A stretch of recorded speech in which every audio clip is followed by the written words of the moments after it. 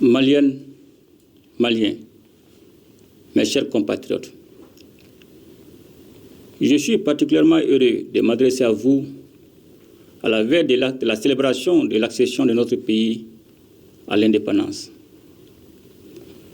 Le 22 septembre est gravé dans notre mémoire collective comme le jour où le peuple malien a décidé de mettre fin à la domination coloniale en proclamant le nouvel État libre du Mali.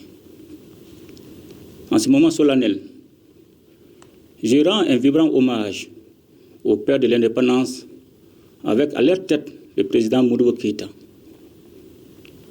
Cet hommage revêt une signification toute particulière au moment où le Mali est engagé dans la reconquête de sa véritable souveraineté. Nous devons suivre résolument la voie tracée il y a 64 ans. Je m'incline également devant la mémoire de celles et ceux qui ont consenti le sacrifice ultime pour la patrie, qui leur sera éternellement reconnaissante. Maliennes, Maliens, mes chers compatriotes, la commémoration de notre indépendance est une occasion précieuse de se rappeler les efforts constants de notre peuple en vue de l'édification d'un État fort et d'une nation prospère. Sur mes instructions, le gouvernement a, pour sa part, poursuivi les actions pour la satisfaction des besoins de nos populations dans plusieurs domaines. Maliennes, Maliens, mes chers compatriotes, la question sécuritaire demeure la préoccupation prioritaire du peuple malien. Cette année, notre fête nationale est célébrée dans un contexte marqué par la grande opération stratégique de reprise de terrain, conduite par les FAMA et visant à restaurer l'intégrité territoriale du pays et à les débarrasser définitivement de la menace terroriste. Les forces armées et de sécurité ont en effet mené des opérations de stabilisation et de reconstruction dans les régions reprises, permettant ainsi le retour progressif des services publics, des écoles et des infrastructures essentielles. Ces succès remarquables résultent de la coordination des opérations militaires et du redéploiement des forces à Ber, Tessalit, Anefis, Kidal et Aguelok. Les attaques terroristes survenues le mardi 17 septembre dernier nous rappellent une fois de plus l'impérieuse nécessité de demeurer vigilant et de maintenir une posture opérationnelle exemplaire en toutes circonstances. En m'inclinant devant la mémoire des innocents lâchement assassinés lors de cette agression barbare, j'adresse également mes vœux de prompt rétablissement aux blessés et salue le professionnalisme des forces d'intervention. Maliennes, Maliens, mes chers compatriotes, les efforts d'investissement continus dans le cadre de l'acquisition d'équipements militaires et de réformes pour l'amélioration des conditions de vie et de travail des hommes afin de renforcer les capacités opérationnelles des forces armées et de sécurité.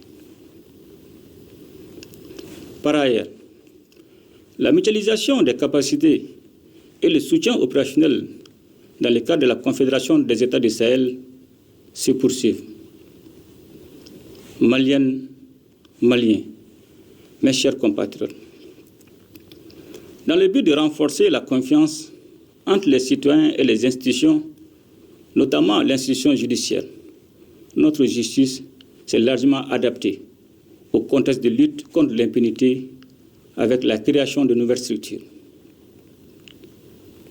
La mise en œuvre de réformes majeures, comme la relecture du Code pénal, du Code de procédure pénale, ainsi que l'adoption par le Conseil des ministres du projet d'ordonnance portant statut de la magistrature, vise à rendre la justice plus efficace accessible et respectueuse des droits des citoyens.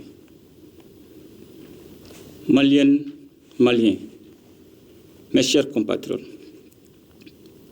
je salue la résilience du peuple malien qui reste digne malgré un contexte économique difficile. Les autorités de la transition travaillent inlassablement pour améliorer les conditions de vie de l'ensemble de nos concitoyens. Cependant, il est important de rappeler que notre économie subit l'impact des crises sécuritaires qui ont conduit à l'augmentation des dépenses militaires au détriment d'autres secteurs. Malgré ces défis, notre pays a maintenu une gestion efficiente des finances publiques, maîtrisant l'inflation en dessous de la norme communautaire de 3%. Au 31 juillet 2024, les recouvrements effectués par les structures de recettes se sont établis à 1 291 milliards de francs CFA. Dans le même temps, le Trésor a mobilisé sur le marché financier régional un montant total de 479 milliards de francs CFA afin de financer le déficit du budget d'État, malgré un contexte caractérisé par une augmentation des coûts de financement et une tension de liquidité dans l'UEMOA. Toutes choses qui témoignent de la confiance des investisseurs en la signature du Mali.